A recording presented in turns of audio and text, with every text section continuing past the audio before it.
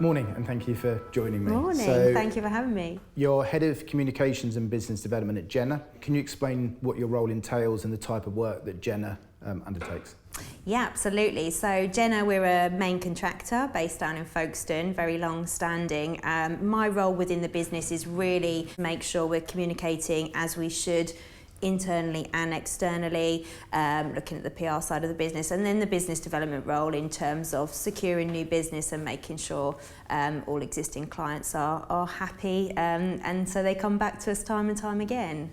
And what sectors does Jenna work in? Across a number of sectors, really, predominantly residential. We've build houses, and that's sort of first and foremost what we do. But in recent years, we've taken on more and more care home work. We're doing health centres. We're actually building the world's first multi-storey skate park down in Folkestone as well. So that's quite a challenging, very bespoke project. We do some education, and our work is both public and private sector, and right down from sort of smaller domestic scale projects up until sort of multiple units. We've just secured, I think one of our biggest sites is 189 units in Canterbury. So Jenna was established in 1875, so you've got a hugely long heritage. So you must have experienced changes in perceptions around the topic of sustainability. So how's the business adapted to this over the years? I mean, as a business, we're continuously having to adapt. It's constant changes in legislation, planning, red tape. It's, as you say, sustainability, industry standards. We've had to address BIMs. So we're just constantly trying to make sure that we're playing our part, that we're stepping up, that we're doing what we need to do. Sustainability, it's been around for a long time, hasn't it? And I think a lot of people have paid lip service. It's now actually just coming more and more to the forefront, where I think we've really got to take notice and make sure we're doing what we say we will do, and playing our part and being responsible. So a lot of businesses look at sustainability almost in sort of two manners. There's them as a business and sort of their own sort of responsibilities and their own environmental impact, and then from a contractor's point of view, it's about the legacy you leave behind. Is that the case for Jenna? Absolutely. I mean, as you say, we've said before, we need to be that responsible contractor. So we're addressing our waste, reducing waste wherever we can, acting in a more sort of environmentally friendly way, looking when we can be involved at an earlier stage, looking at the fabric of buildings, making sure that we're delivering to the best possible quality, because that will then tie in with making sure they're fit for purpose and sustainable as well. So everybody's got a long way to go. There's still much more we can be doing, and I know that's the same for many in the industry. But at the moment, we're very focused on making sure we're doing what we can. So we mentioned obviously the legacy we're leaving behind, but you also mentioned about early involvement from a contractor's perspective. Do you find that sustainability is being driven by the design team or by the client? And how are you finding as a contractor you're able to sort of get involved in part of that process? It is a challenge for us, in all honesty. I think sometimes we are engaged in a project, weeks before the shovel is going into the ground, really. So sometimes it's very difficult for us to actually shape the environmental nature of the project. I think it varies as well. We've got a mix of real clients who are very focused on sustainability. They do have a drive towards the zero carbon. That's what they want to achieve.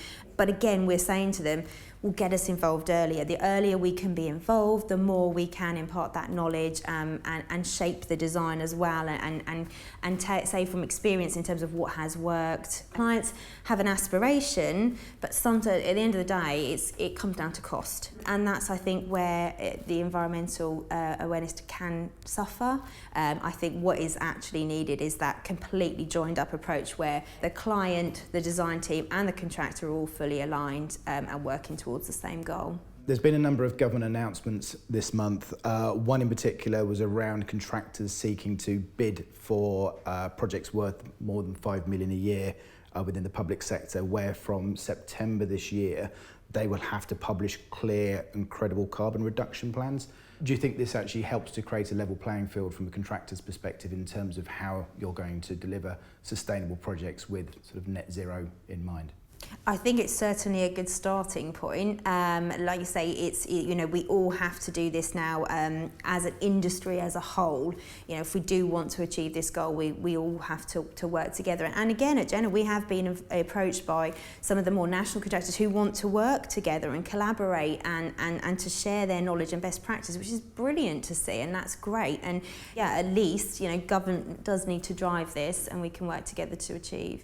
But I think maybe the cynic in me, I think it's all very well the government having a plan, but it's actually how it's implemented and how it's policed and how it's managed to make sure that actually the cynic we're in you, actually, David, really. About how we're delivering against these standards. Yeah, absolutely. And I think it's got to be a case of them supporting. And as an industry, crikey, we've had enough to deal with, haven't we, in recent times? Just actually, we've got to think that, well, if we don't act in a sustainable manner and consider the environment and future generations, then actually it's just as devastating as particularly a global pandemic as we've just experienced. So I think absolutely, but we have to be supported. And I think so it's about having government having words, but also the actions to support it. Yeah, absolutely. Yeah. So as you said, government set a target to be net zero by 2050. 2050 does sound a long way away, but actually it's not that far away. But the government's also announced plans to slash emissions by 78% by 2035. Construction, as we know, it's a large contributor to carbon emissions. Do you think the sector's, prepared to meet these two targets? It's a good question, really. Probably not, in all honesty. I think, again, there is a long way to go, and we need that sort of collected, targeted effort, really, and that support, and just really understanding what we can be doing, that there's always more we can do, and just making it a priority. Creating a sustainable future, yes, that's environmental, but that is as well looking at the skills of the industry and making sure that we've got people coming through and that they are then trained and in the right mindset to think in a sustainable manner. It's the mental health, making sure our people are well, because sustainability is a sustainable future in every aspect, isn't it? So I think and that all has to come together. What do you see as the biggest hurdle to sustainability and the UK meeting its net zero target? I guess it probably just comes down to cost at the end of the day. I think at the moment it's sort of sustainable practices or renewable technologies, they can be quite costly to implement, and it's a long time before you see that return on investment. And I think at the moment that is it's making the difference. Again, it needs that collective approach as an industry, the economies of scale, to making sure that that a sustainable project is as cost effective as possible to deliver. Ultimately, it comes down to best value, and that's a whole other host of factors. But I do think that's still quite a challenge for us. Thank you very much. Thank you.